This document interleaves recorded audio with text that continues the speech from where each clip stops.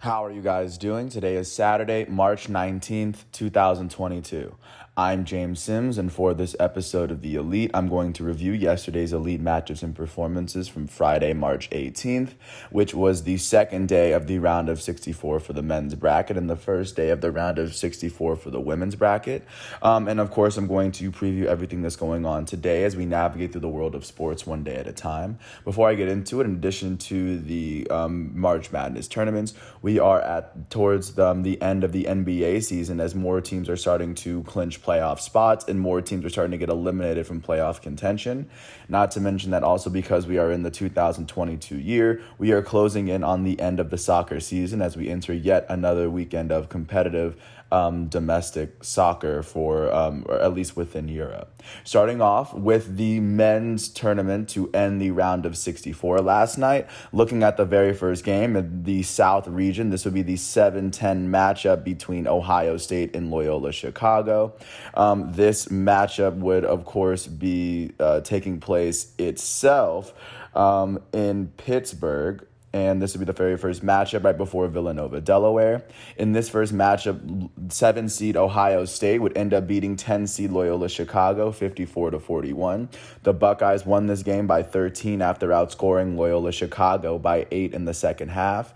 On the losing end of this matchup in their final game of the 2021-22 season, the 10-seed Loyola Chicago Ramblers from the Missouri Valley Conference were led in scoring by their starting guard, Braden Norris. Their starting junior out of Hilliard, Ohio, will go on to finish with 14 points. He would do all this while shooting 5 for 13 from the field, and he would go on to shoot 4 for 11 from 3. On the winning end of this matchup, the 7-seed Ohio State Buckeyes were led in scoring by their starting forward, E.J. Liddell. Their junior from Belleville, Illinois, would finish with 16 points, 10 rebounds, and 3 blocks. He would go on to shoot 4 for 9 from the field and 8 for 10 from the foul line. With this win, the 7-seed Ohio State Buckeyes from the Big Ten will advance to the second round of this tournament, where they will face off against the 2nd-seed Villanova Wildcats. That game will be tomorrow at 2:40. And with this loss, the 10-seed Loyola Chicago Ramblers from the Missouri Valley Conference will finish their 2021-22 season with a 25-8 record. Looking at the second game yesterday, looking at the 2-15 matchup within the Midwest region, it would feature the 2-seed Auburn Tigers and the 15-seed Jacksonville State Gamecocks. This would be the first matchup that took place in Greenville, South Carolina. And in this particular matchup, the 2-seed Auburn Tigers would beat the 15-seed Jacksonville State Gamecocks 80-61. Auburn won this game by 19 after outscoring the Gamecocks by 12 in the first half. On the losing end of this matchup in their final game of the season, the 15-seed Jacksonville State Gamecocks out of the ASUN Conference were led in scoring by their starting guard, Jalen Gibbs. Their starting senior out of Indian Head, Maryland, would go on to finish with 20 points and 6 rebounds as he shot 5 for 14 from the field, 4 for 9 from 3, and a perfect 6 for 6 from the foul line.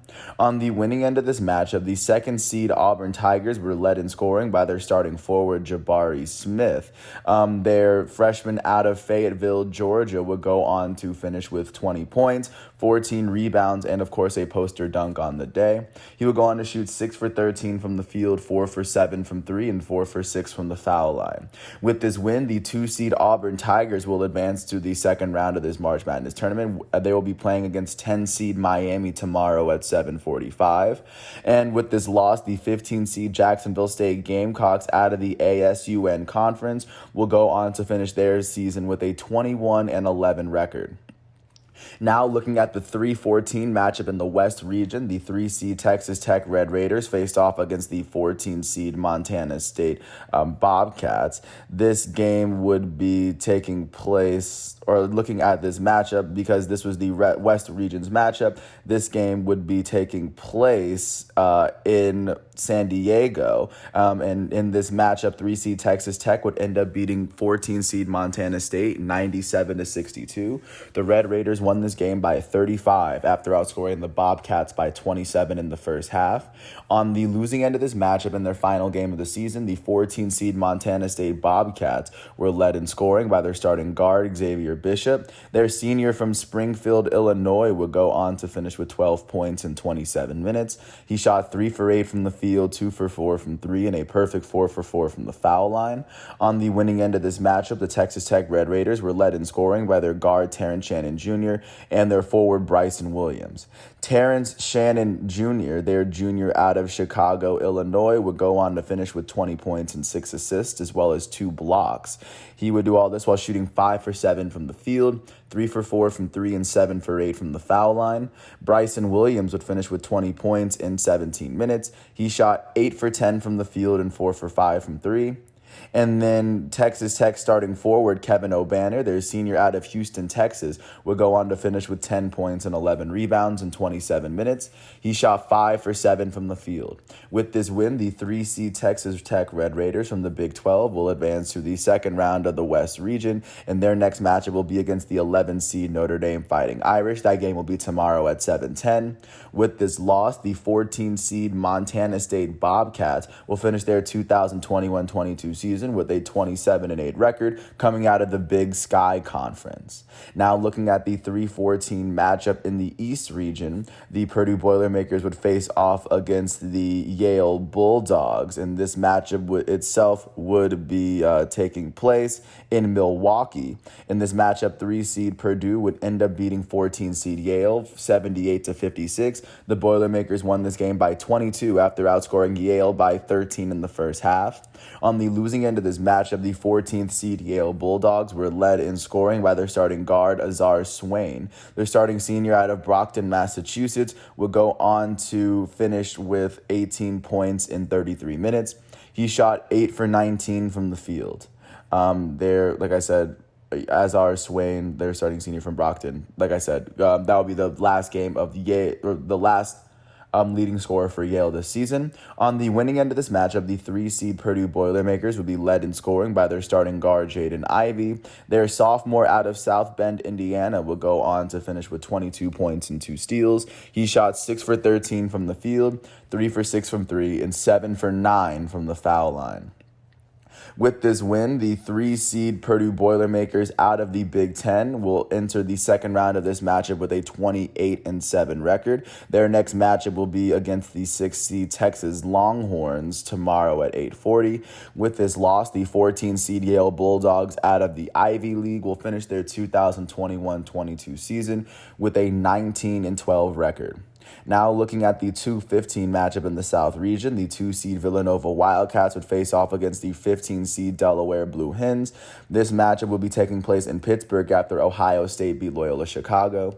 In this matchup, the 2nd-seed Villanova Wildcats would beat the 15-seed Blue Hens 80-60. They won by 20 after outscoring Delaware by 10 in both halves. On the losing end of this matchup, the 15-seed Blue Hens would be led in scoring in their final game by their starting freshman Jair Davis out of Newark, Delaware. He would go on to finish with 17 points and 6 rebounds in 31 minutes. He shot 7 for 10 from the field and 3 for 4 from the foul line. On the winning end of this matchup, the 2-seed Villanova Wildcats were led in scoring by their starting guard, Justin Moore. Their junior out of Fort Washington, Maryland, would go on to finish with 21 points and 6 assists. He would go on to do all of this while shooting 7 for 13 from the field, 3 for 5 from 3, and a perfect 4 for 4 from the foul line. With this win, the 2-seed Villanova Wildcats out of the Big East Conference will enter the second round of this tournament with a 27-7 record. They will face off against 7-seed Ohio State tomorrow at 2:40 in Pittsburgh. And then, of course, on the losing end of this matchup, the 15-seed Delaware Blue Hens out of the Colonial Athletic Association will finish their 2021-22 season with a 22-13 record. Now looking at the 7-10 matchup in the Midwest region, the 7-seed USC Trojans would face off against the 10-seed Miami Hurricanes.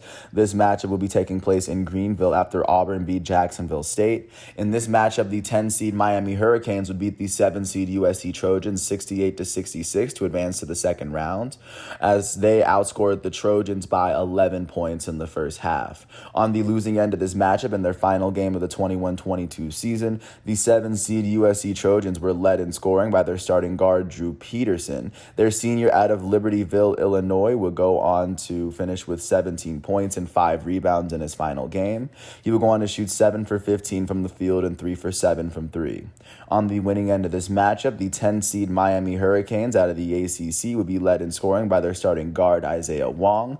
Their starting sophomore out of Piscataway, New Jersey, would go on to finish with 22 points as he fouled out in 24 minutes. He shot 7 for 12 from the field and 8 for 9 from the foul line. With this win, the 10-seed Miami Hurricanes out of the ACC will advance to the second round of this tournament. Their next matchup will be against the 2-seed Auburn Tigers after Auburn beat Jacksonville State. And with this loss, the 7-seed USC Trojans out of the Pac-12 will finish their 2021-22 season with a 26-8 record. Looking at the 6-11 matchup in the West region, the 11th ranked Notre Dame Fighting Irish would face off against the 6th seed Alabama Crimson Tide after Notre Dame was able to pick up a very big win in order to make it into this round by beating Rutgers anyway. Notre Dame would end up beating 6th seed Alabama 78-64 to advance to the next round. They would win this game by 14 after outscoring Alabama by 9 in the second half. On the losing end of this matchup, the 6th seed Alabama Crimson Tide were led in scoring by their starting guard, Keon Ellis. In his final game of the season, the senior out of Eustis, Florida, would go on to finish with 16 points, 9 rebounds as well in 39 minutes. He shot 6 for 11 from the field and 4 for 6 from 3. On the winning end of this matchup, the 11-seed Notre Dame Fighting Irish were led in scoring by their starting guard, Cormac Ryan. Their starting junior out of New York City would go on to finish with 29 points and 6 rebounds in 36 minutes. He shot 10 for 13 from the field, 7 for 9 from 3, and a perfect 2 for 2 from the foul line. With this win, the 11-seed Notre Dame Fighting Irish out of the ACC will advance to the second round of the West tournament, as their next opponent will be the 3rd seed Texas Tech Red Raiders. This game will be tomorrow at 7:10. This will be in San Diego.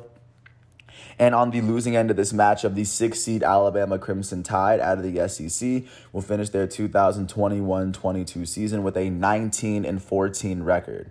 Now, taking a look at the 6-11 matchup in the East region, the 6th seed Texas Longhorns would take on the 11th seed Virginia Tech Hokies. This game itself would be going on in Milwaukee after Purdue had beat Yale. In this matchup, the 6th seed Texas Longhorns would beat the 11th seed Virginia Tech Hokies 81-73. They would win this game by 8 after outscoring the Hokies by 6 in the second half. On the losing end of this matchup in their final game of the season, the 11th seed Virginia Tech Hokies would be led in scoring by their guard off the bench, Sean Padula. Their freshman out of Edmond, Oklahoma, would finish with 19 points in 19 minutes. He shot 3 for 9 from the field. All of his makes came from 3. He was 3 for 6 from 3. He went on to make all 10 of his free throws for the day. On the winning end of this matchup, the 6th seed Texas Longhorns were led in scoring by their starting guard, Andrew Jones. Their starting senior out of Irving, Texas, would go on to finish with 21 points and 5 rebounds in 30 minutes. He shot 7 for 11 from the field, 5 for 7 from 3, and a perfect 2 for 2 from the foul line. With this win, the 6th seed Texas Longhorns out of the Big 12 will finish their season are going to the second round of this tournament with a 22-11 record. Their next opponent will be the 3 seed Purdue Boilermakers tomorrow at 8:40 in Milwaukee. On the losing end of this matchup, the 11 seed Virginia Tech Hokies, the ACC champs this year, will finish their 2021-22 season with a 23-13 record, especially after they finish their ACC bracket after beating Duke. Looking at the 4-13 matchup in the South region, the 4-seed Illinois Fighting Illini would take on the 13-seed Chattanooga Mocs. This matchup itself would be taking place in Pittsburgh. In this matchup, the 4-seed Illinois Fighting Illini would beat the 13-seed Mocs 54-53. They won by 1 point after outscoring Chattanooga by 5 in the second half. On the losing end of this matchup, in Chattanooga's final game of the 21-22 season, they were led in scoring by their starting guard, Malachi Smith. Their starting sophomore out of Belleville, Illinois, will go on to finish with 12 points and 8 rebounds, as well as 3 steals in 34 minutes. He shot 4 for 20 from the field and 4 for 6 from the foul line. On the winning end of this matchup, the 4-seed Illinois Fighting Illini were led in scoring by their starting center, Kofi Cockburn. Their starting junior out of Kingston, Jamaica, would go on to finish with 17 points and 13 rebounds, as well as 3 blocks, as he would go on to shoot 6 for 12 from the field. With this win, the 4-seed Fighting Illini out of the Big Ten will advance to the second round of the South region, where they will face off against 5-seed Houston tomorrow at 12:10 in Pittsburgh. On the losing end of this matchup, the 13-seed Chattanooga Mocs out of the Southern Conference will finish their 2021-22 season with a 27-8 record to end this season. Taking a look now at the 2-15 matchup in the West region, featuring my alma mater, the 2-seed Duke Blue Devils would face on the 15-seed Cal State Fullerton Titans. This matchup will be taking place in Greenville, and in this matchup, the second-ranked Duke Blue Devils would end up beating the 15th-ranked Titans 78-61. Duke won this game by 17 after outscoring Cal State Fullerton by 10 points in the first half. On the losing end of this matchup, the 15th-ranked Cal State Fullerton Titans were led in scoring by their starting guard out of Oakland, California, Damari Milstead, their senior. He would go on to finish with 12 points and 5 rebounds. He would go on to shoot 5 for 9 from the field and 2 for 3 from 3. Cal State Fullerton starting forward, E.J. Anusike, their senior out of East Orange, New Jersey, would finish with 10 points and 10 rebounds. He shot 4 for 9 from the field and made both of his free throws. On the winning end of this matchup, the second-ranked Duke Blue Devils were led in scoring by their starting forward, Paolo Banchero. Their freshman out of Seattle, Washington, would go on to finish with 17 points and 10 rebounds, as well as 2 blocks, as he shot 7 for 14 from the field, 2 for 4 from 3, and he made his only free throw attempt on the night. With this win, the 2-seed Duke Blue Devils out of the ACC will advance to the second round of the West region, where their next matchup will be against the 7-seed Michigan State Spartans tomorrow at 5:15. And with this loss, the 15th-ranked Cal State Fullerton Titans out of the Big West Conference will finish their 2021-22 season with a 21-11 record. Now, taking a look at the 1-16 matchup in the South region, looking at the only 1 seed to play yesterday, the Arizona Wildcats would face off against the 16-seed Wright State Raiders after Wright State had beaten Bryant to make it into this round in the first place on the 16th. And this matchup itself will be taking place in San Diego. And in this matchup, Arizona would end up beating 16-seed Wright State 87-70. They would win this matchup by 17 after outscoring Wright State by 11 in the first half.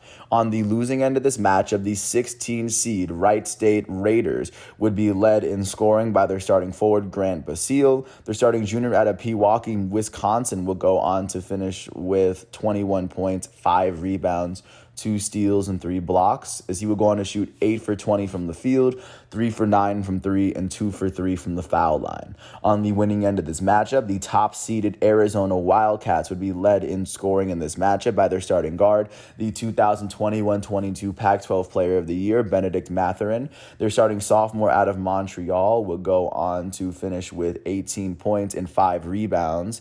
He did all of this in 33 minutes, as he shot 7 for 18 from the field and 4 for 10 from 3. Arizona's starting center, Christian Coloco, their starting junior out of Cameroon, would go on to finish with 17 points, 13 rebounds, 6 assists, and 5 blocks in 31 minutes. He shot 7 for 10 from the field and 3 for 4 from the foul line. With this win, the top seed Arizona Wildcats will advance to the second round of the South region, where they will face off against the 9-seed TCU Horned Frogs tomorrow at 9:40. With this loss, loss, the 16 seed Wright State Red Raiders out of the Horizon League will finish their 2021-22 season with a 22-14 record. Now, taking a look at the 6-11 matchup in the Midwest region, the 6-seed LSU Tigers would face off against the 11-seed Iowa State Cyclones. This, of course, being the game that took place in Milwaukee. In this matchup, the 11-seed Iowa State Cyclones would beat the 6-seed LSU Tigers 59-54. They won this game by 5 after outscoring LSU by 5 in the first half. On the losing end of this matchup, the 6-seed LSU Tigers were led in scoring by their forward off the bench. Their sophomore out of LA, Tari Eason, will go on to finish with 18 points in 19 minutes. He shot 5 for 9 from the field, 1 for 2 from 3, and a perfect 7 for 7 from the foul line. LSU starting forward, Darius Days, their senior out of Raleigh, Florida, and possibly his last game with the Tigers, went on to finish with 14 points, 12 rebounds, and 2 steals. He shot 4 for 9 from the field and 2 for 6 from 3.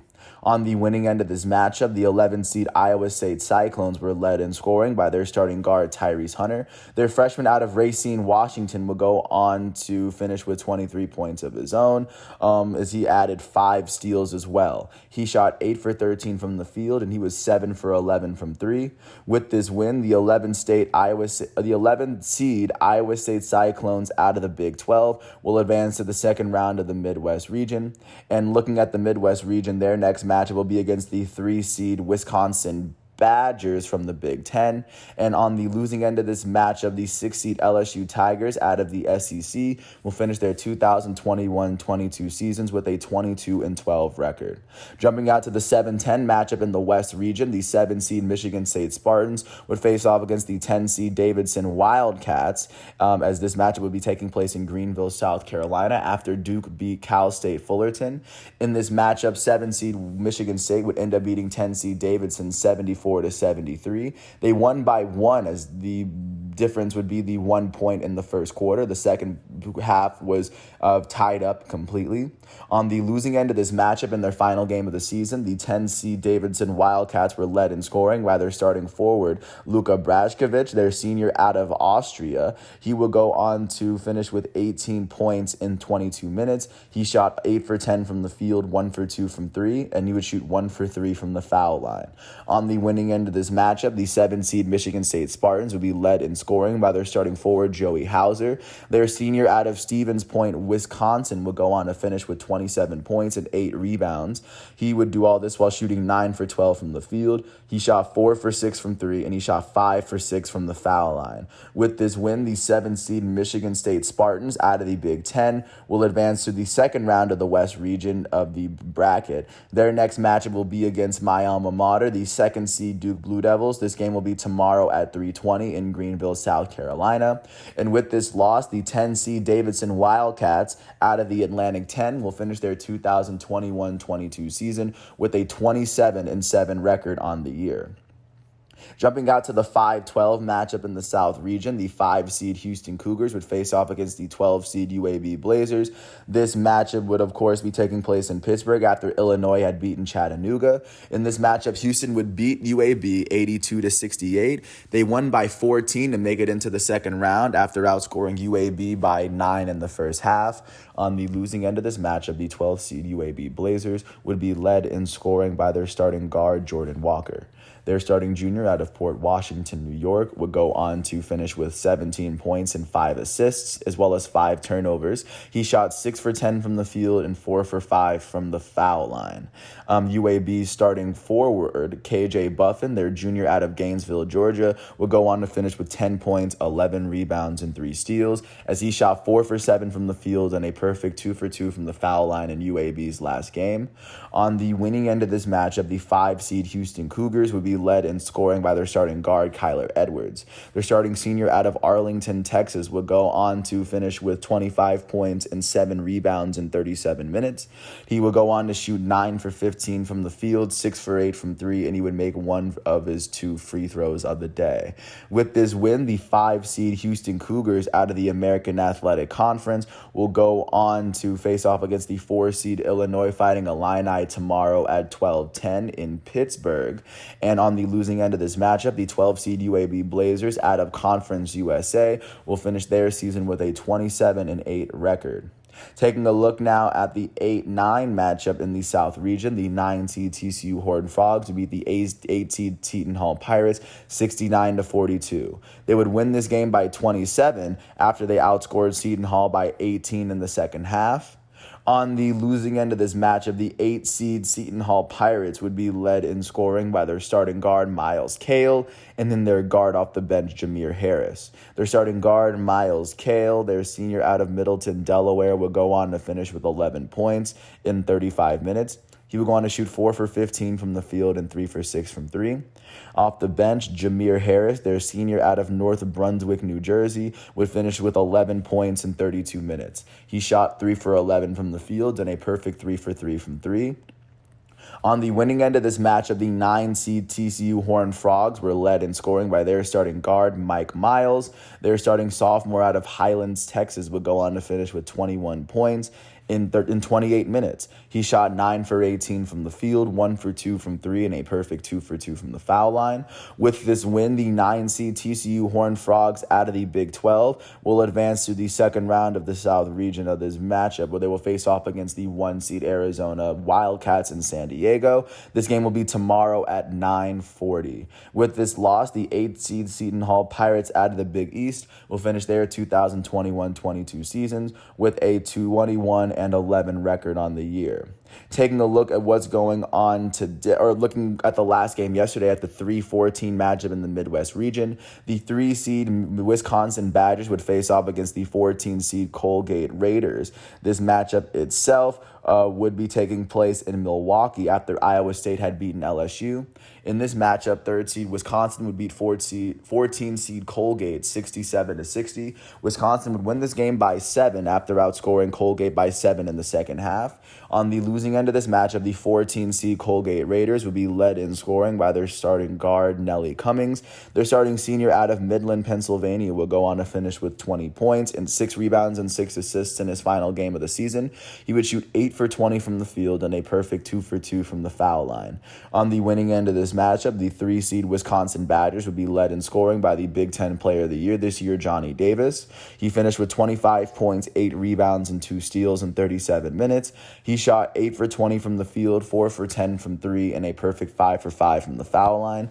With this win, the 3-seed Wisconsin Badgers out of the Big Ten will enter the second round of this matchup, where they will face off against the 11-seed Iowa State Cyclones. This game will be tomorrow at 6:10, and with this loss, the 14-seed Colgate Raiders out of the Patriot League will finish their 2021-22 season with a 23-12 record.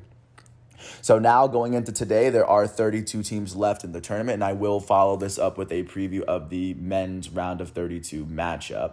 And of course, taking a look at what's going on today is today will be the very first day of the second round because there are 32 teams left. There will be 24 by the end of today. There are 8 games going on. The first game at 12:10 on CBS in Dickies Arena in Fort Worth, Texas, will be a 1-8 matchup in the East as it features 1-seed Baylor and 8-seed North Carolina. Baylor would go on to make it to this round after beating Norfolk State by 36 points. UNC made it here after beating 9-seed Marquette by 32. Second matchup of today will be at 2:40 in Dickies Arena in Fort Worth, Texas on CBS. As the first matchup in the Midwest region would see 1-seed Kansas face off against 9-seed Creighton. 1-seed Kansas was able to make it here after beating 16-seed Texas Southern by 27 points. 9-seed Creighton made it here after beating 8-seed San Diego State by 3 points a couple of days ago. Looking at the 5:15 matchup on CBS in Gainbridge Fieldhouse in Indianapolis, in the second matchup within the South region, the 3-seed Tennessee Volunteers will face off against the 11-seed Michigan Wolverines. Looking specifically at this matchup in the South, Michigan was able to make it here after beating 6-seed Colorado State by 12. 3-seed Tennessee was able to make it here after beating 14-seed Longwood by 32 points.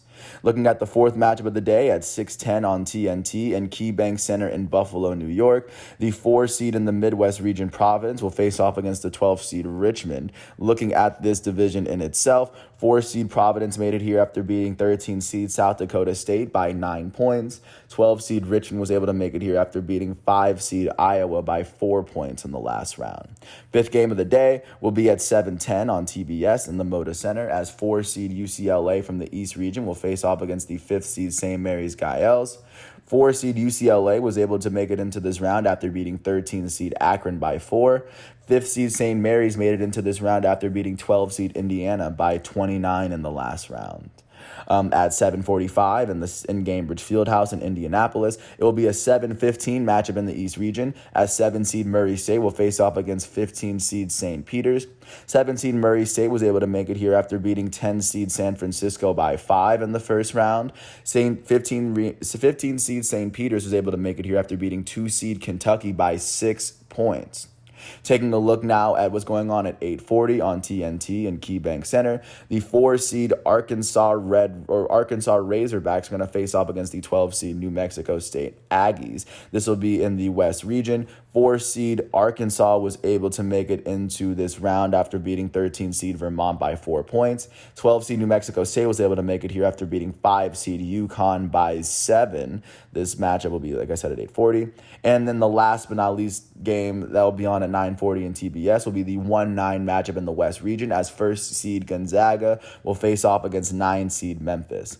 1st seed Gonzaga was able to make it into this round after they beat 16 seed Georgia State by 21 points. 9 seed Memphis was able to make it here after beating 8 seed Boise State by 11 points. So that is what college basketball is looking like today. Is by the end of today, the men's bracket will have 24 teams left compared to 32 at the beginning of the day. And now transitioning to the first day of the round of 64 in the women's tournament, looking now at the 8-9 matchup that took place in the Greensboro region between 8 seed, or I guess in this matchup, 8 seed Miami would face off against 9 seed South Florida.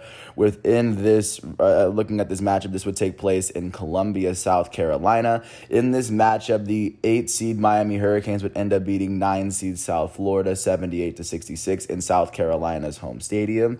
And 8 seed Miami would beat 9 seed South Florida 78-66. They would win this game by 12 after outscoring USF by 13 in the first quarter. In their final game of the season, the 9 seed South Florida Bulls would be led in scoring by their starting guard, Elena Senike.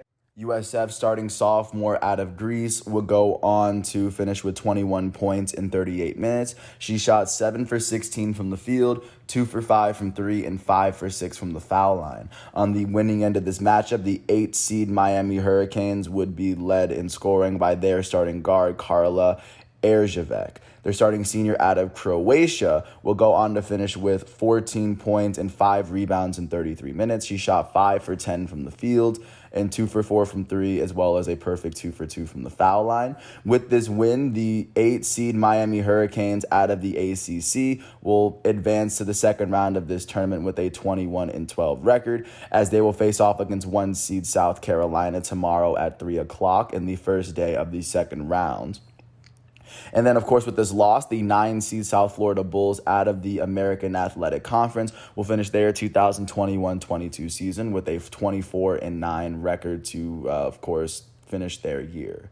Taking a look now at the 7-10 matchup that took place in the Greensboro region, this would take place between the 7 seed Colorado Buffaloes and the 10 seed Creighton Blue Jays.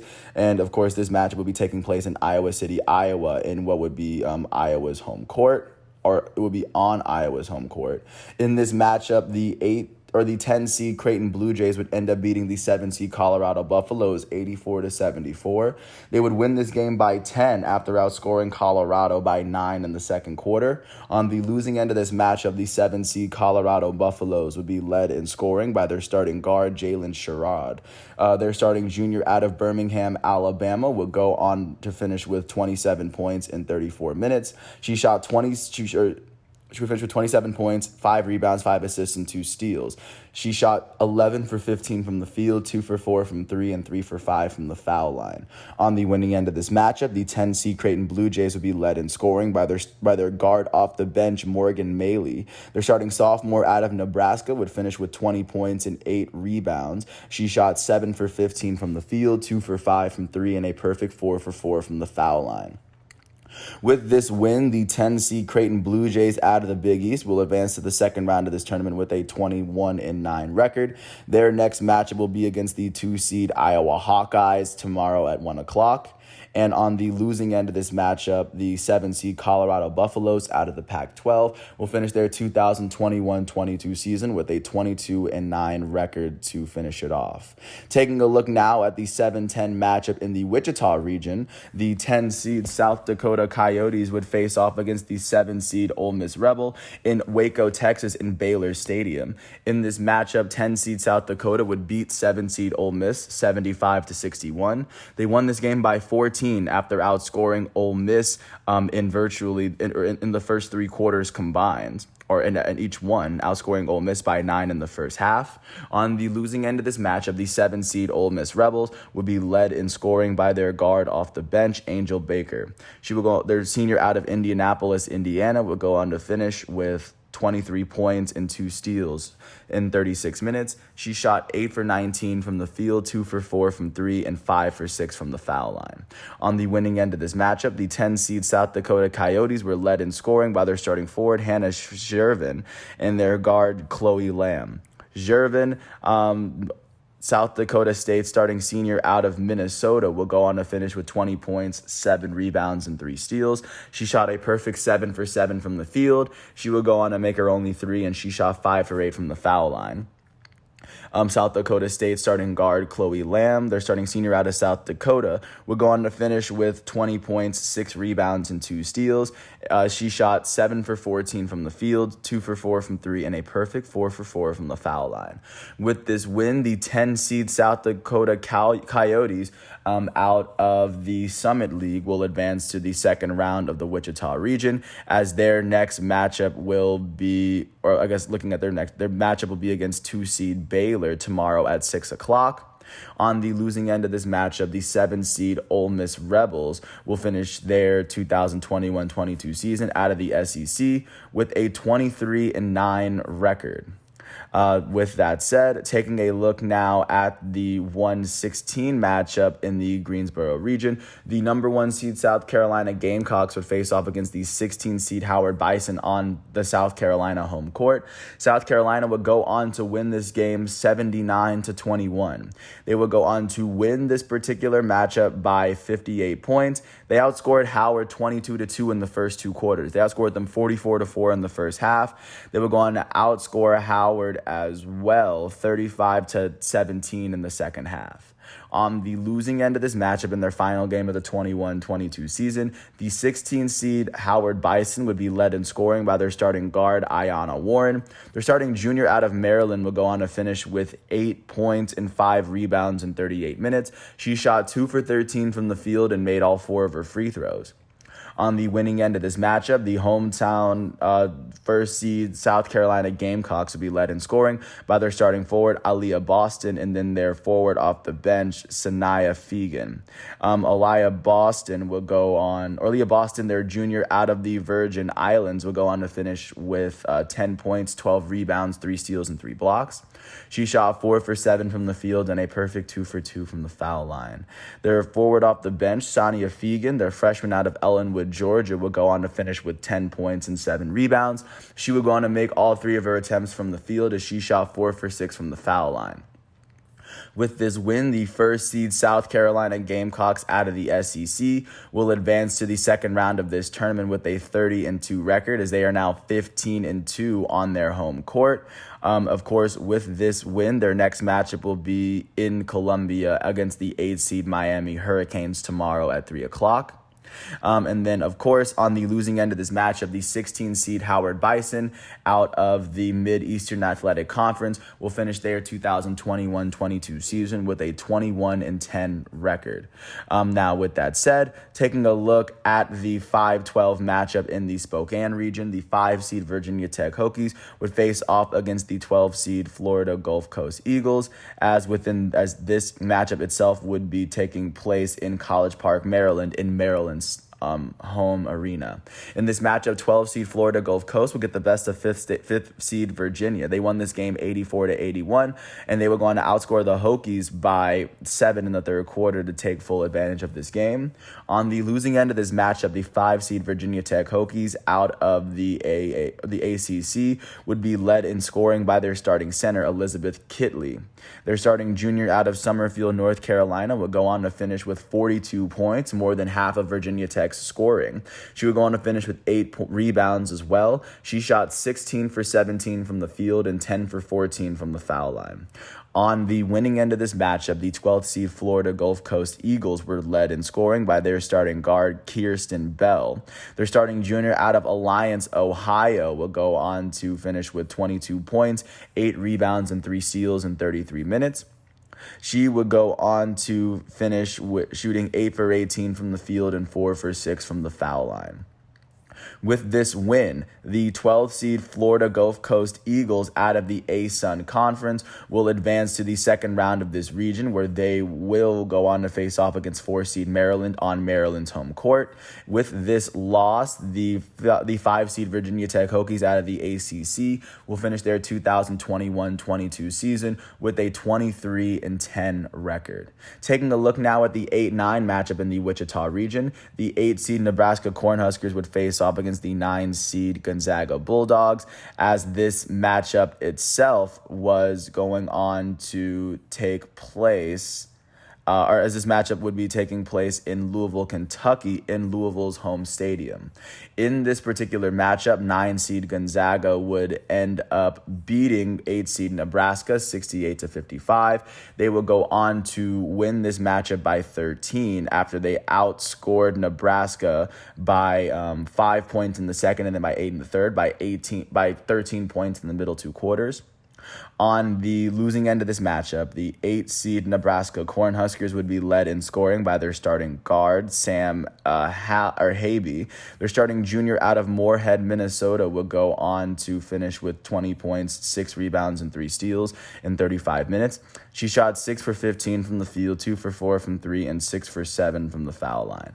On the winning end of this matchup, the 9 seed Gonzaga Bulldogs would be led in scoring by their starting guard, Kaylee Truong. Their starting junior out of Houston, Texas, will go on to finish with 20 points and 5 rebounds as he shot 8 for 15 from the field, 2 for 5 from 3, and a perfect 2 for 2 from the foul line.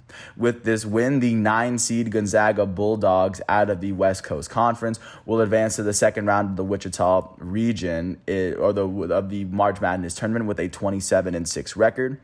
Their next matchup will be against the top seed Louisville Cardinals from within their region. This game will be tomorrow at 7 o'clock.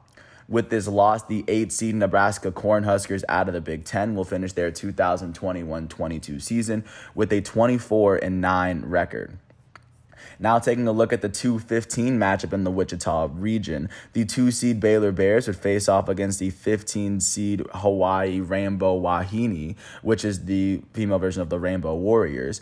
And of course, this match will be taking place in Baylor on Baylor's home court in Waco, Texas, after South Dakota had beat 7 seed Ole Miss. In this matchup, 2 seed Baylor would beat 15 seed Hawaii 81-49. They would win this matchup by 40 after they outscored Hawaii 34-8 by 26 points in the third quarter.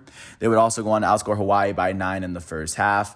On the losing end of this matchup, the 15 seed Hawaii Rainbow Wahine would be led in scoring by their starting forward, Amy Atwell. Their starting senior out of South Perth, Washington, or Wales, will go on to finish with 21 points in 13 minutes.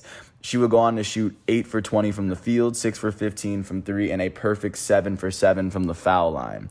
On the winning end of this matchup, the second seed Baylor Bears would be led in scoring by their starting guard, Jordan Lewis. Their starting senior out of Windermere, Florida, will go on to finish with 23 points, 8 rebounds, and 5 assists. She shot 7 for 8 from the field, 2 for 3 from 3 as well. Baylor starting forward, Nalissa Smith, their senior out of Converse, Texas, would go on to finish with 21 points and 14 rebounds. She shot 9 for 13 from the field. She made her only three-pointer, and she shot 2 for 2 from the foul line. With this win, the second seed Baylor Bears out of the Big 12 will advance to the second round of this tournament with a 28-6 record. They hold a 15-1 record in front of their home fans, and their next matchup will be tomorrow at 6 o'clock in Waco against 10 seed South Dakota State. And with this loss, the 15 seed Hawaii Rainbow Wahine will finish their season out of the Big West with a 20-10 record for the 2021-22 season. Now, taking a look at the 2-15 matchup within the Greensboro region, the Iowa Hawkeyes would host the 15 seed Illinois State Redbirds, and in this matchup that took place within Iowa State, Iowa would go on to beat Illinois State 98-58. They would win this matchup by 40 after they went on to outscore Illinois State by 6 in the first quarter, by 8 in the second, by 14 in the first half. They went on to outscore Illinois State by 13 in the third, and then by 13 in the fourth, by a combined 26 points in the second half. On the losing end of this matchup, the 15 seed Illinois State Redbirds would in their final game of the season would be led in scoring by their starting senior out of Chicago, Julian Redmond. She would go on to finish with 25 points in 34 minutes. She shot 10 for 21 from the field and 4 for 5 from the foul line.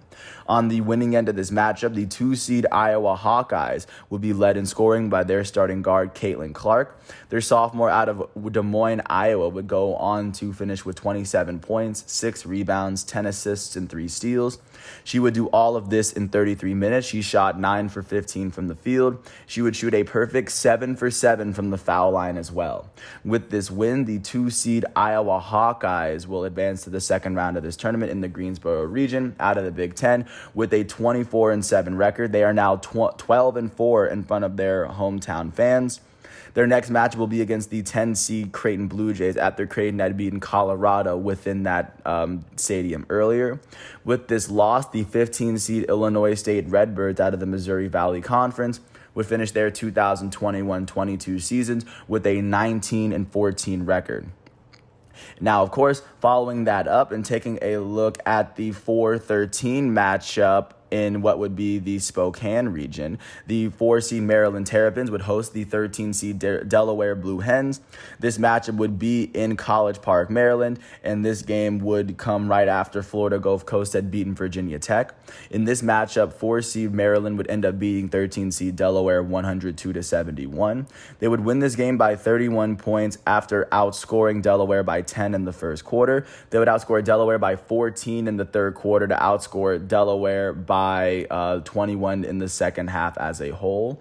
On the losing end of this matchup, the 13-seed Delaware Blue Hens in their final game of the season were led in scoring by their starting guard, Jasmine Dickey. Their starting senior out of Baltimore will go on to finish with 31 points and 10 rebounds in 38 minutes. She shot 12 for 32 from the field, 1 for 4 from 3, and 6 for 7 from the foul line. On the winning end of this matchup, the 4th seed Maryland Terrapins were led in scoring by their starting guard, Ashley Owusu. Maryland starting junior out of Woodbridge, Virginia, will go on to finish with 24 points and 6 assists. She shot 10 for 14 from the field and 4 for 5 from the foul line. Maryland's other starting guard, Diamond Miller, their junior out of Somerset, New Jersey, will go on to finish with 23 points and 5 rebounds, as well as 3 steals, and she would go on to shoot 8 for 12 from the field, 2 for 5 from 3, and a perfect 5 for 5 from the foul line. With this win, the 4-seed Maryland Terrapins will advance to the second round of the Spokane region with a 22-8 record, as they are holding a 15-1 record at home. Their next match will be against 12th seed Florida Gulf Coast in College Park at 3 o'clock tomorrow. On the losing end of this matchup, with this loss, the 13 seed Delaware Blue Hens out of the Colonial Athletic Association will finish their 2021 season with a 24-8 record. Taking a look now at the 7-10 matchup in the Spokane region, the 7-seed Utah Utes would face off against the 10-seed Arkansas Razorbacks, as this matchup will be taking place itself within Austin, Texas, within Texas's home stadium. In this matchup, 7-seed Utah would beat 10-seed Arkansas 92-69. They would win this matchup by 23 after outscoring Arkansas by 17 in the first half. On the losing end of this matchup, the 10-seed Arkansas Razorbacks were led in scoring by their starting guard, Amber Ramirez. Their starting senior out of San Antonio, Texas, will go on to finish with 24 points and 2 steals. She did all this in 40 minutes. She played the entire game as she shot 10 for 28 from the field, and she would shoot 2 for 4 from the foul line. On the winning end of this matchup, the 7-seed Utah Utes were led in scoring by their starting guard, Kennedy McQueen. Their starting sophomore out of Hennifer, Utah, would go on to finish with 20 points and 6 rebounds in 21 minutes. She would shoot all of her attempts from 3. She was 6 for 9 from 3, and she made both of her free throws. Utah starting forward out of Australia, Kelsey Reese, will go on to finish with 11 points and 10 rebounds as she shot 4 for 6 from the field and 3 for 4 from the foul line. With this win, the 7-seed Utah Utes out of the Pac-12 will advance to the second round of the tournament, as their next matchup will be against the 2-seed Texas Longhorns at 5 o'clock tomorrow. On the losing end of this matchup, the 10-seed Arkansas Razorbacks will finish out of the SEC, will finish their 2021-22 season with an 18-14 record on the year. Taking a look now at the 1-16 matchup in the Wichita region, the top seed Louisville Cardinals would host the 16-seed Albany Great Danes, as Louisville entered this matchup undefeated in their home court. Louisville would remain undefeated on their home court this season after beating Albany 83-51. They would win this matchup by 32 points after outscoring Albany by 12 in the first quarter, by 16 in the second, so they were already up by 28 in the first half, to give a sense of how well they were dominating. On the losing end of this matchup in their final game of the season, the 16-seed Albany Great Danes would be led in scoring by their starting guard, Kayla Cooper. Their starting sophomore out of Frederick, Maryland, will go on to finish with 14 points, 6 rebounds, and 2 steals. She shot 5 for 10 from the field and a perfect 4 for 4 from the foul line. On the winning end of this matchup, the top seed Louisville Cardinals would be led in scoring by their starting sophomore guard, Haley Van Lith out of Washington. She will go on to finish with 20 points and 3 steals. She would do all of this while shooting 8 for 15 from the field, 1 for 2 from 3, and a perfect 3 for 3 from the foul line. With this win, the top seed Louisville Cardinals will advance to the second round of the Wichita region, as their next matchup will be against the 9th seed Gonzaga Bulldogs after Gonzaga had beaten Nebraska. This matchup will be at 7 o'clock tomorrow. And on the losing end of this matchup, the 16 seed Albany Great Danes out of the America East Conference will finish their 2021-22 season with a 23-10 record. Taking a look now at the 6-11 matchup in the Greensboro region, the 6-seed Georgia Lady Bulldogs would face off against the 11-seed Dayton Flyers, as this matchup itself would be taking place in Ames, Iowa. In this matchup, 6-seed Georgia would beat 11-seed Dayton 70-54. They won this game by 16 points after outscoring Dayton by 8 in the second quarter and then by 6 in the fourth quarter. On the losing end of this matchup, the 11-seed Dayton Flyers were led in scoring by their starting guard, Makira Cook. Their starting sophomore out of Hamilton, Ohio, would finish with 21 points in 40 minutes. She shot 9 for 20 from the field, a perfect 2 for 2 from 3, and 1 for 2 from the foul line. On the winning end of this matchup, the 6-seed Georgia Lady Bulldogs would be led in scoring by their starting center, Jenna Stati. Their starting senior out of Cumming, Georgia, will go on to finish with 19 points, 8 rebounds, and 3 blocks in 25 minutes. She shot 8 for 14 from the field and 3 for 4 from the foul line. With this win, the 6th seed Georgia Lady Bulldogs out of the SEC will advance to the second round of this tournament, and in the Greensboro region, their next matchup will be against 3 seed Iowa State tomorrow at 8 o'clock in Ames, Iowa, in their home stadium.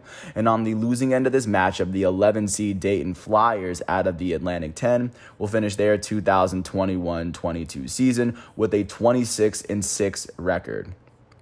Taking a look now at the 8-9 matchup in the Spokane region, the 8 seed Kansas Jayhawks would face off against the 9 seed Georgia Tech Yellow Jackets in Palo Alto and Stanford Stadium. In this matchup, 8 seed Kansas would beat 9 seed Georgia Tech 77-58. They won this game by 19 after they went on to outscore the Yellow Jackets by 9 in the third quarter and by 7 in the fourth, outscoring them by 16 in the second half after outscoring Georgia Tech 21-9.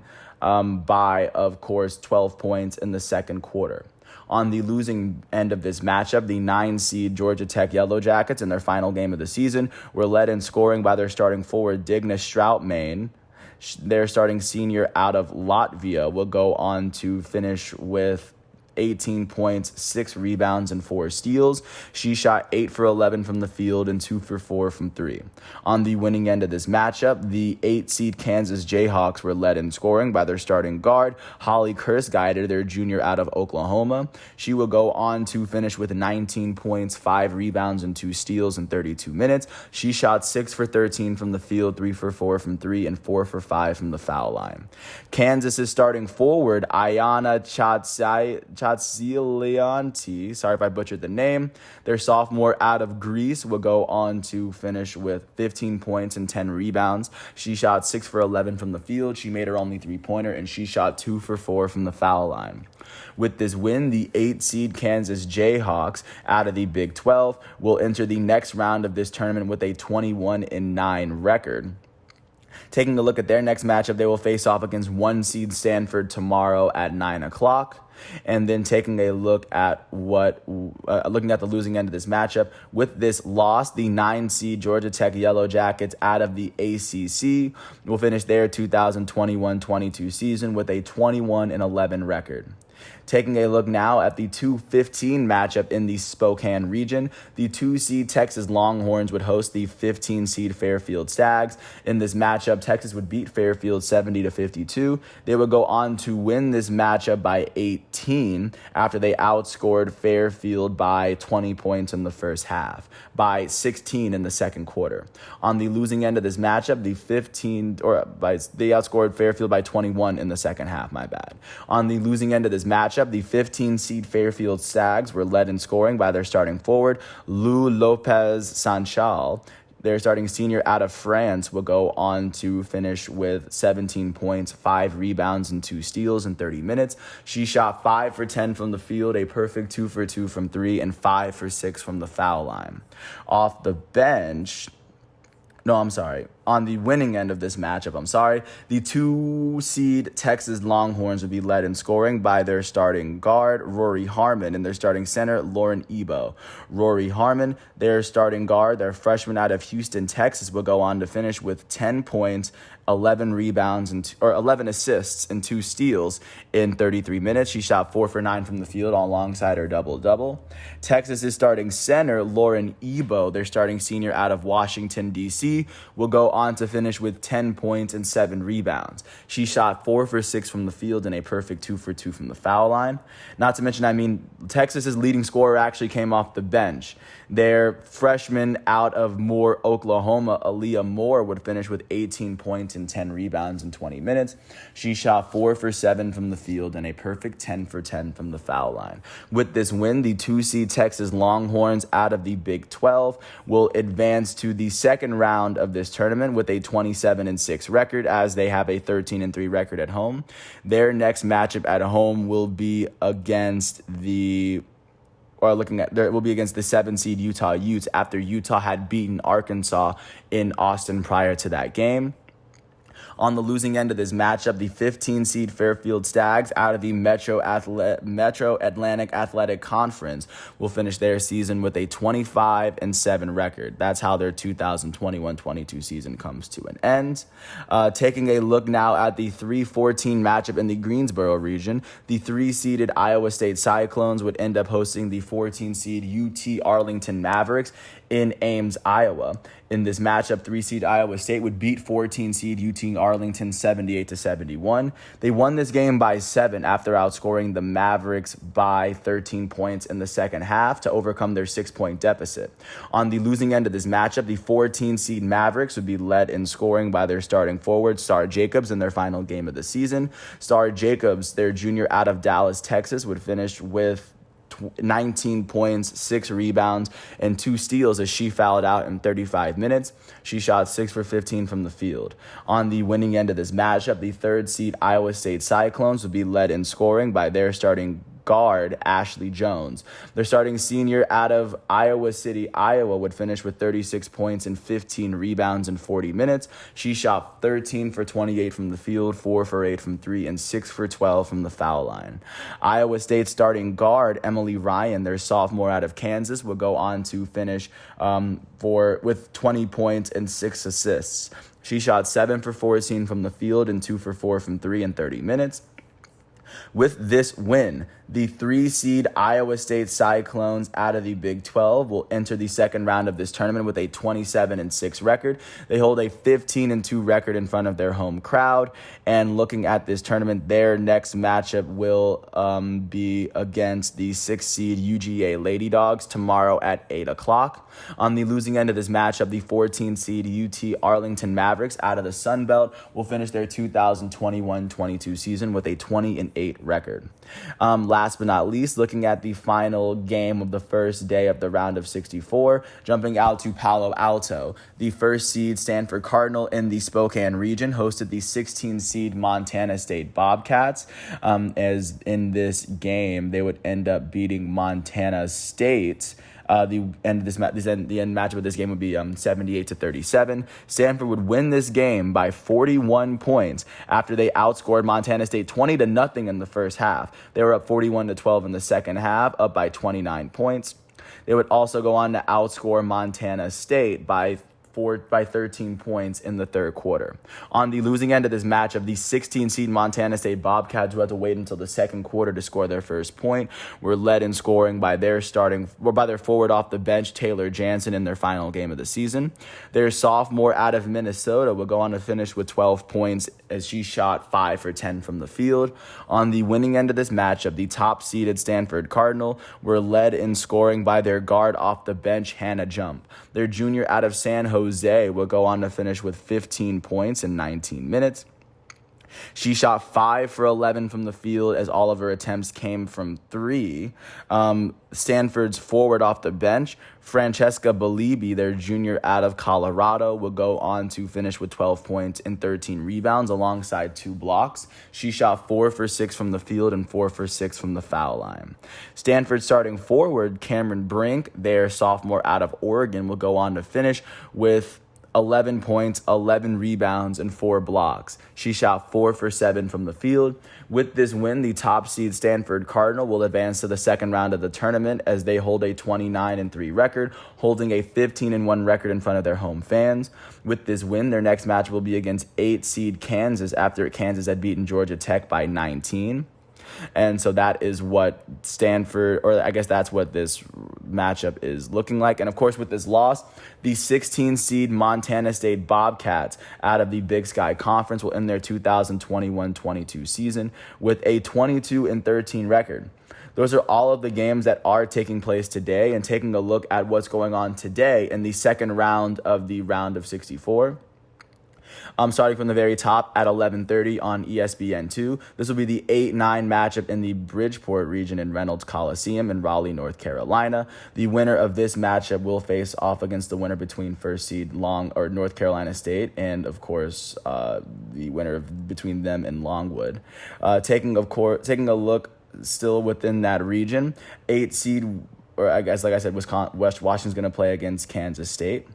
Staying within this particular region, looking at the 2 seed in the Bridgeport region, UConn will face off against Mercer at 1 o'clock, as this game will be played in UConn Stadium. The winner of this matchup will face off against the winner between 7 seed UCF and 10 seed Florida. That matchup will be at 3:30. Within this Bridgeport bracket, the 3 seed Indiana is going to host 14 seed Charlotte at 1:30, and immediately following that, 6 seed Kentucky is going to be playing 11 seed Princeton at 4 o'clock.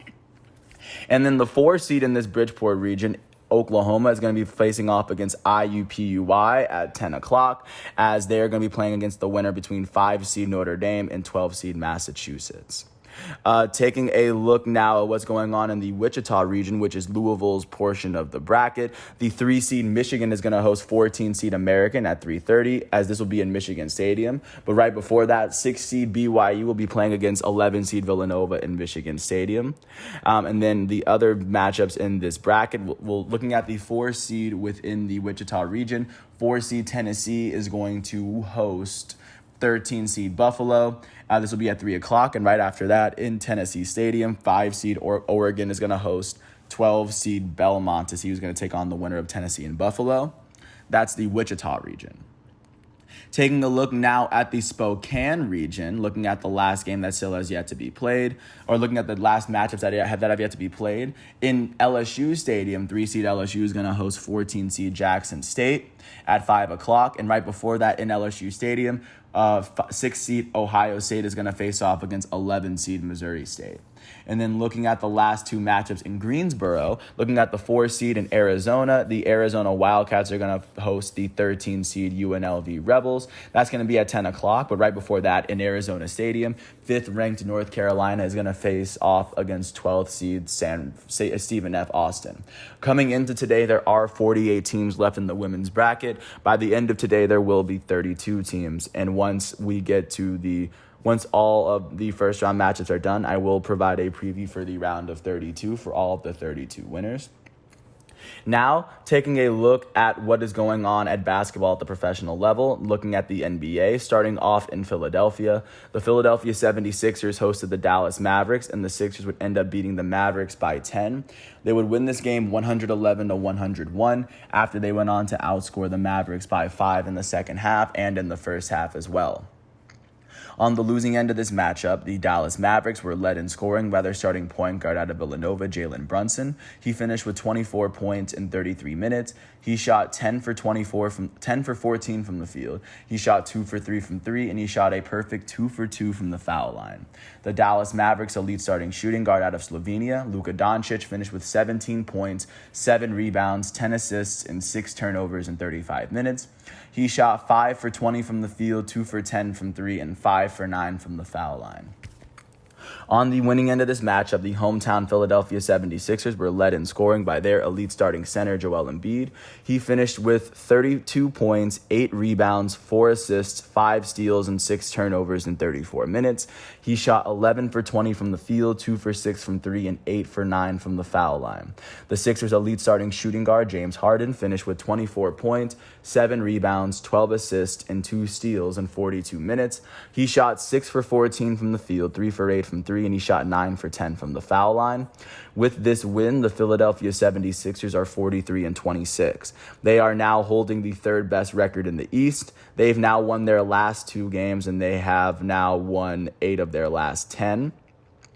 The Sixers in the Eastern Conference playoff picture are sitting half a game behind the 2nd seed defending champs Milwaukee Bucks, and they are also sitting a game ahead of the 4th seed Boston Celtics in that Eastern Conference playoff picture. They are trailing the Eastern Conference leading Miami Heat by 3 whole games. With this loss, the Dallas Mavericks are 43-27. That is the 5th best record in the Western Conference. They've now only lost 2 of their last 10 games. In the Western Conference playoff picture, they are sitting a game behind the 4th place Utah Jazz. They are sitting a game and a half ahead of the 6th place Denver Nuggets. They trail the Western Conference leading Phoenix Suns by 13 and a half games, at least at the moment. Taking a look at what happened in New York, the New York Knicks would host the Washington Wizards. The Knicks beat the Wizards 100-97. They would win by 3 after they outscored the Wizards by 13 in the second quarter. On the losing end of this matchup, the Washington Wizards were led in scoring by their starting small forward out of Utah, Kyle Kuzma, and their starting center out of Latvia, Kristaps Porzingis. Kuzma finished with 18 points, 5 rebounds, and 9 assists as he had 5 fouls in 35 minutes. Kuzma shot 6 for 17 from the field, 4 for 9 from 3, and 2 for 4 from the foul line. Kristaps Porzingis finished with 18 points and 11 rebounds in 29 minutes. He shot 5 for 9 from the field, 2 for 5 from 3, and a perfect 6 for 6 from the foul line. On the winning end of this matchup, the New York Knicks would be led in scoring by the New York Knicks were led in scoring by their starting power forward, Julius Randle, and then their starting shooting guard out of Duke, RJ Barrett. Randle finished with 18 points, 17 rebounds as well in 39 minutes. He shot 6 for 22 from the field, and he would shoot 5 for 8 from the foul line. RJ Barrett finished with 18 points and 6 rebounds in 40 minutes. He shot 6 for 22 from the field and 5 for 6 from the foul line. Their starting center, Mitchell Robinson, finished with 15 points and 12 rebounds. He shot 6 for 10 from the field and a perfect 3 for 3 from the foul line. With this win, the hometown New York Knicks were able to pull off their 30th win of the season. They are now 30-40 on the year. That is the 5th worst record in the Eastern Conference. They've now won their last 2 games, and they've won 5 of their last 10. With 12 games left in their season, they sit 5 games behind the 10th place Charlotte Hornets, outside of the playoff picture looking in, as the Hornets and the Hawks are holding on to that 10th spot in the East. With this loss, the Washington Wizards are 29-40. That is the fourth worst record in the Eastern Conference. They have now lost their last 6 games. Their 6-game losing streak is the longest active losing streak in the East. Only the OKC Thunder have a longer losing streak in the NBA. The Wizards are now sitting 5.5 games behind the Atlanta Hawks and the Charlotte Hornets outside of the play-in picture looking in. Taking a look now at what happened north of the border in Toronto, the Raptors hosted the Los Angeles Lakers. The Lakers would end up beating the Raptors 128-123. They won this game by 5 after outscoring Toronto 12-7 in overtime.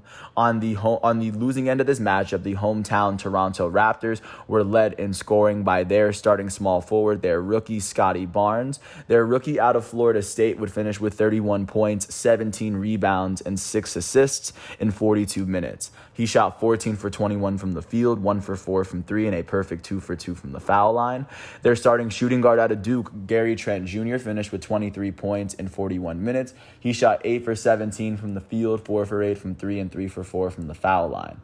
Their starting shooting guard, their all-star out of Wichita State, Fred VanVleet, would go on to finish with 20 points and 7 assists, as well as 4 steals in 47 minutes. He shot 8 for 19 from the field and a perfect 2 for 2 from the foul line.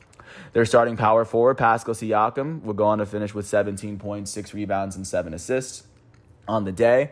And on the winning end of this matchup, the Los Angeles Lakers would be led in scoring by their goated starting small forward, LeBron James, the NBA's active leader in points scored.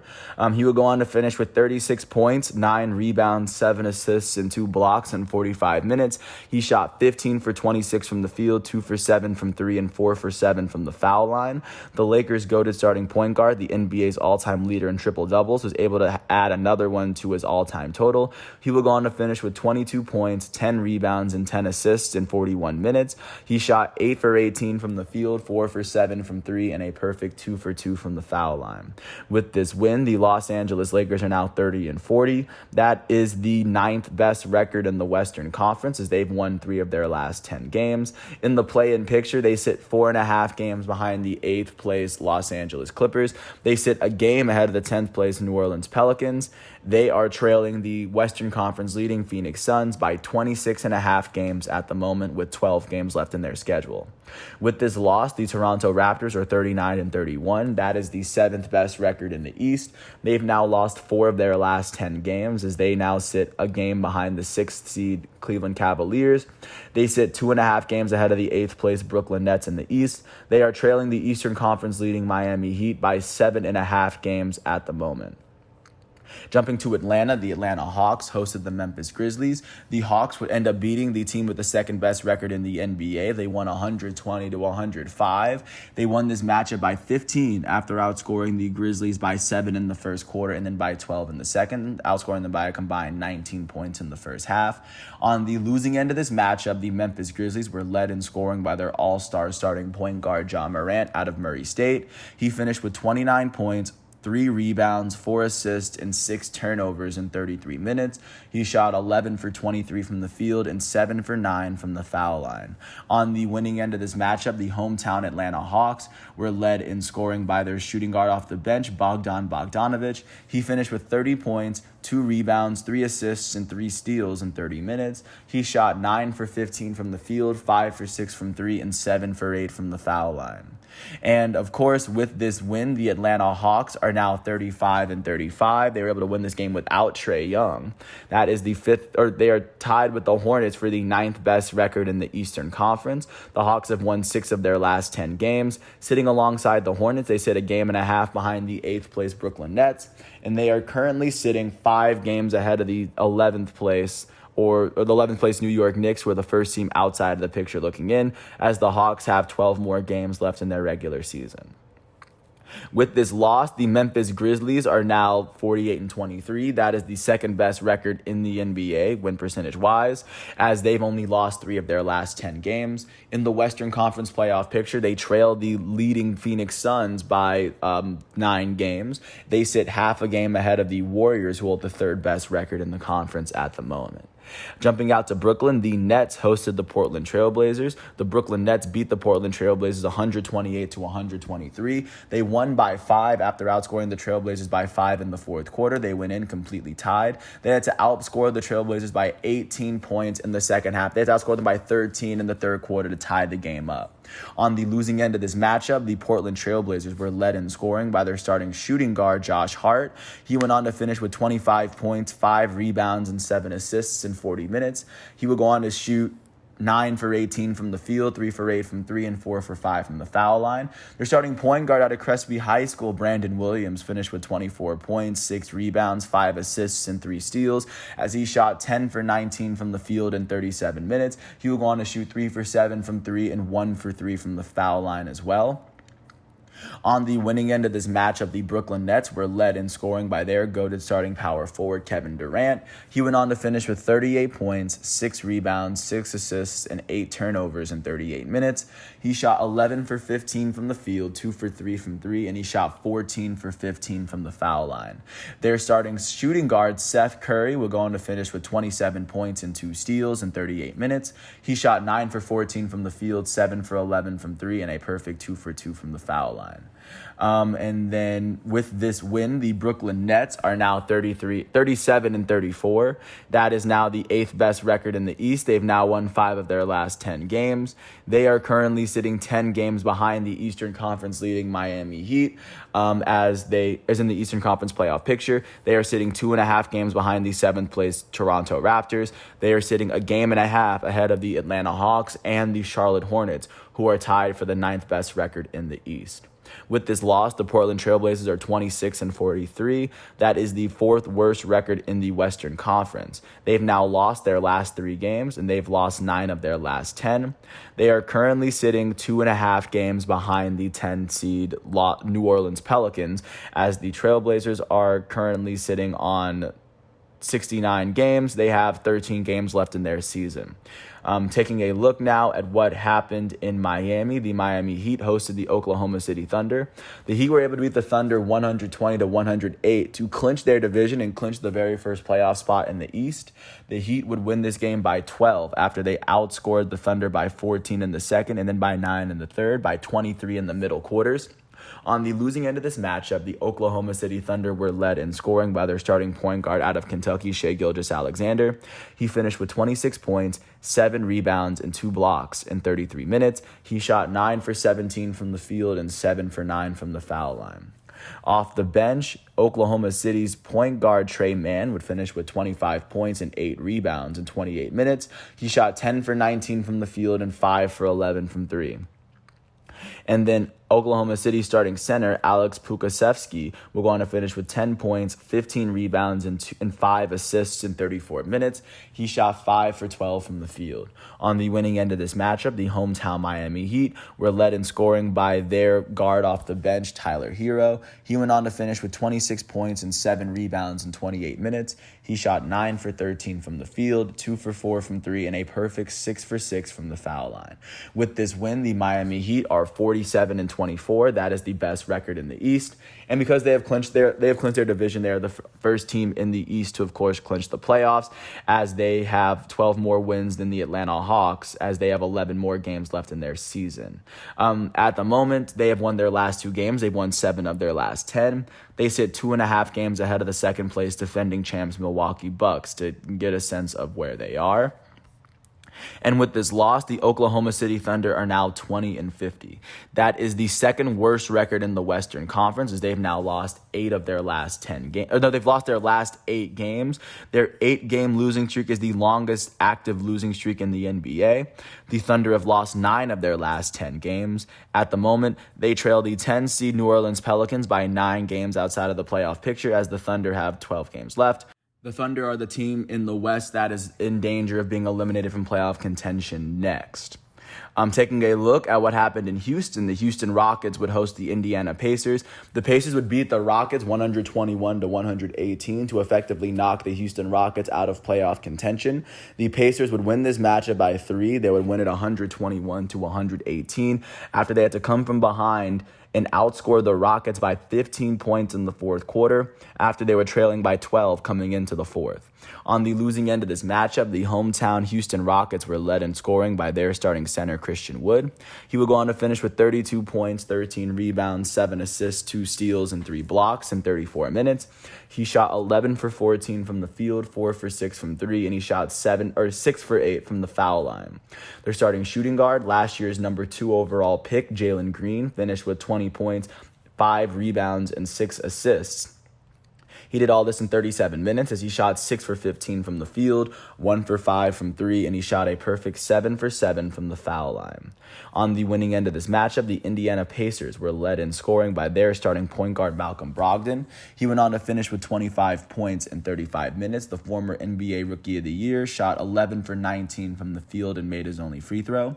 Their starting center, Goga Bitadze, will go on to finish with 23 points, 9 rebounds, and 3 steals, as he had 5 fouls in 26 minutes. He shot a perfect 9 for 9 from the field, a perfect 3 for 3 from 3, and he shot 2 for 4 from the foul line. Off the bench, the Pacers forward, Jalen Smith, finished with 17 points and 10 rebounds. He will go on to shoot 8 for 9 from the field and 1 for 2 from 3 in 13 minutes. With this win, the Indiana Pacers are 24-47. That is the third worst record in the East, as they've won 4 of their last 10. At the moment, they are currently sitting 11.5 games behind the Atlanta Hawks and the Charlotte Hornets, who are tied for that 9 seed, sitting at 500.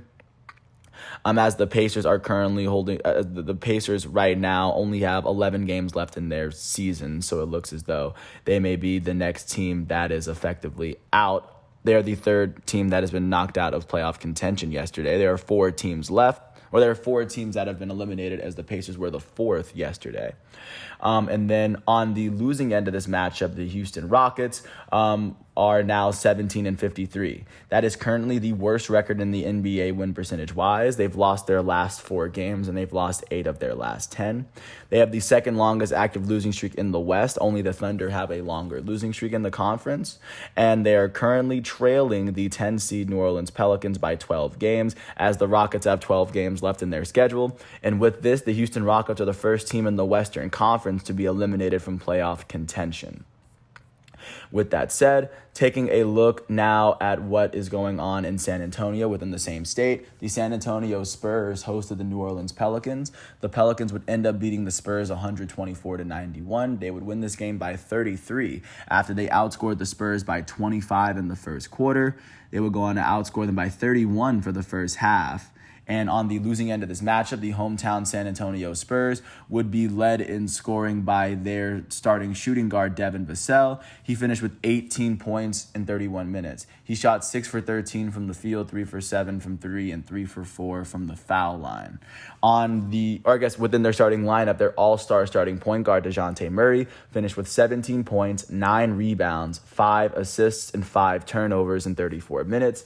He shot 7 for 18 from the field and 3 for 8 from 3.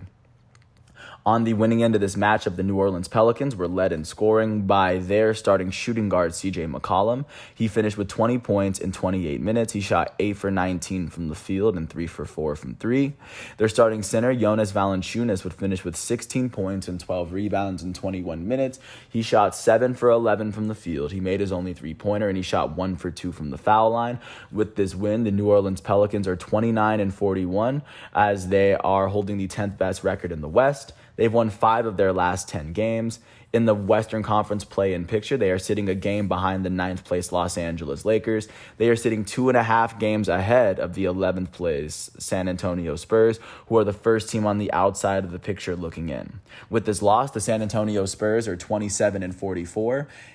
They are the best record. They have the best record in the West Conference. That is officially a losing record for the year. They've lost 7 of their last 10. They are the first team outside of the playoff picture looking in, as they sit 2.5 games behind the 10th place New Orleans Pelicans at the moment. As the Spurs are currently sitting on 71 games, they have 11 games left in their season. Taking a look at what happened in Salt Lake City, the Utah Jazz hosted the Los Angeles Clippers. The Jazz would beat the Clippers 121-92. They would win this game by 29 after they outscored the Clippers by 10 in the first quarter. They would go on to outscore the Clippers by 27 in the second half. They were going to take a 37-point lead, which would kind of carry their momentum through the end of the game. On the losing end of this matchup, the Los Angeles Clippers were led in scoring by their power forward off the bench, Robert Covington. He finished with 18 points, 6 rebounds, 3 steals, and 2 blocks in 30 minutes. He shot 6 for 14 from the field, 4 for 10 from 3, and a perfect 2 for 2 from the foul line. On the winning end of this matchup, the hometown Utah Jazz would be led in scoring by their shooting guard off the bench, Jared Butler. Jared Butler, being their player out of Baylor, will go on to finish with 21 points and 7 assists in 25 minutes. All right, he would do all this, and he would do this while shooting 8 for 13 from the field and 5 for 10 from 3. Utah starting point guard off the bench, former NBA Sixth Man of the Year, Jordan Clarkson, would finish with 20 points, 8 rebounds, 5 assists, and 2 steals. He would do all of this in 29 minutes. He shot 8 for 17 from the field, 2 for 5 from 3, and a perfect 2 for 2 from the foul line. In their starting lineup, the Utah's elite starting center out of France, Rudy Gobert, finished with 19 points, 16 rebounds, and 2 blocks in 27 minutes. He shot 8 for 11 from the field and a perfect 3 for 3 from the foul line. With this win, the Utah Jazz are now 44-26. That is the 4th best record in the West, as they've won their last 2 games. They've won 6 of their last 10. In the Western Conference playoff picture, the Jazz are sitting 3 games behind the 3rd place Golden State Warriors. They are sitting a game ahead of the 5th place Dallas Mavericks. Overall, they are trailing the Western Conference leading Phoenix Suns by 12.5 games in the conference. With this loss, the Los Angeles Clippers are now 36-37. They've now lost their last 3 games, and they've lost 6 of their last 10. In the Western Conference playoff picture, they are sitting 6 games behind the 7th seed Minnesota Timberwolves. They are also sitting 4.5 games ahead of the 9th place Los Angeles Lakers from within their own city. Overall, the Clippers trail the Western Conference leading Phoenix Suns by 22 games at the moment. And jumping out to take a look and see what's going on in Sacramento, the Sacramento Kings hosted the Boston Celtics. The Celtics would end up beating the Kings 126-97. They would win this matchup by 29 after they outscored the Kings by 13 in the second quarter, by 19 in the first half. They would outscore the Kings by 15 in the fourth quarter as well. On the losing end of this matchup, the hometown Sacramento Kings were led in scoring by their starting power forward, Domantas Sabonis. He would go on to finish with 30 points, 20 rebounds, and 5 assists in 37 minutes. He would go on to shoot 12 for 20 from the field, and he would go on to make his only three-pointer, and he shot 5 for 7 from the foul line. Their starting small forward, Justin Holiday, would finish with 21 points, 2 steals, and 2 blocks in 41 minutes. He shot 7 for 13 from the field, 6 for 12 from 3, and he would make one of his 3 foul attempts on the day. And then on the winning end of this matchup, the Boston Celtics were led in scoring by their elite starting small forward, Jason Tatum. He finished with 32 points, 5 rebounds, and 4 assists in 34 minutes. He shot 12 for 16 from the field, 7 for 10 from 3, and he made his only free throw attempt of the day. Their starting shooting guard, Jaylen Brown, would go on to finish with 30 points, 3 rebounds, and 2 steals in 28 minutes. He shot 11 for 18 from the field, 3 for 5 from 3, and 5 for 8 from the foul line. With this win, the Boston Celtics are now 43-28. That is the 4th best record in the East, as they've now won their last 2 games, and they've won 8 of their last 10. In the Eastern Conference playoff picture, they sit a game behind the 3rd-place Philadelphia 76ers with 2 more losses than the Sixers. They sit a game and a half ahead of the 5th-place Chicago Bulls. Overall, they are trailing the Eastern Conference leading Miami Heat by 4 games in this conference, as they have 11 games left in their schedule. And of course, with this loss, the Sacramento Kings are now 25-47. That is the 3rd worst record in the Western Conference, as they've now lost their last 2 games, and they've lost 7 of their last 10. They are currently sitting 5 games behind the 10th place New Orleans Pelicans, as the Kings now have 10 games left in their schedule. Last but not least, jumping out to Phoenix, the Western Conference and NBA leading Phoenix Suns hosted the Chicago Bulls from out east, and the Suns would be the first team in the NBA, of course, to cross the 57-win threshold. They would beat the Bulls 129-102. They would win this game by 27 after they outscored the Bulls by 13 in the first half, thanks to a 10-point deficit in the second quarter. They would outscore the Bulls by 14 in the fourth quarter, as they outscored the Bulls by 10 in the third quarter. They outscored the Bulls by 20 in the middle 2 quarters, as they outscored the Bulls in every single quarter of this game. On the losing end of this matchup, the Chicago Bulls were led in scoring by their all-star starting small forward, DeMar DeRozan. He finished with 19 points and 2 assists in 34 minutes. He shot 6 for 14 from the field and 7 for 8 from the foul line. Their all-star starting shooting guard, Zach LaVine, finished with 12 points, 2 rebounds, and 9 assists in 30 minutes. He shot 1 for 7 from the field and 10 for 12 from the foul line. On the winning end of this matchup, the hometown Phoenix Suns were led in scoring by their elite starting shooting guard, Devin Booker. He finished with 28 points, 4 rebounds, and 3 assists in 32 minutes. He shot 10 for 18 from the field and a perfect 7 for 7 from the foul line. Their starting center, DeAndre Ayton, finished with 20 points and 12 rebounds in 24 minutes. He shot 8 for 11 from the field and a perfect 4 for 4 from the foul line. And with this win, the Phoenix Suns are now 57-14. That is the best record in the Western Conference and the best record in the NBA. They're the only team that's won at least 80% of their games this season. The Suns are now on a 4-game winning streak. That is the longest active winning streak in the Western Conference. Their 4-game winning streak is the longest active winning streak in the NBA as well. They've won 8 of their last 10 games, as they sit 9 games ahead of the second place Memphis Grizzlies in their conference. With this loss, the Chicago Bulls are 41-29. That is the 5th best record in the East. They've now lost their last 3 games. They are tied with the Orlando Magic for the 2nd longest active losing streak in the East. Only the Wizards have a longer active winning streak in the conference. The Bulls have lost 8 of their last 10 games.